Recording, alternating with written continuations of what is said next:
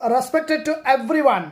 కొంతమంది ఎక్కువగా తిరుగుతూ ఉంటారు, అంటే ఎక్కువ బాగా ట్రావెల్ చేస్తూ ఉంటారు, అంటే ఒక చోటలో కుదుటుగా ఉండరు, ఉన్న చోటు నుంచి ఇమ్మీడియట్గా వెళ్ళిపోతూ ఉంటారు, అంటే బాగా ట్రావెల్ చేస్తూ ఉంటారు. ఇలాంటి వ్యక్తులను ఏమంటామంటే ఇచీ ఫీట్ అంటాం. అంటే the strong desire to travel from one place to another place. The strong desire to travel from one place to another place.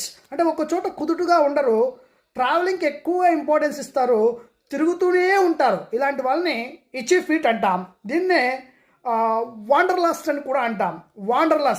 వాండర్లస్ట్ అంటే బాగా తిరిగే వ్యక్తులని వాండర్లస్ట్ అంటాం. అంటే ట్రావెల్ బగ్ అని కూడా అంటాం. ట్రావెల్ బగ్ అన్న, ఇచీ ఫీట్ అన్న, వాండర్లస్ట్ అన్నా కూడా ఒకే మీనింగ్.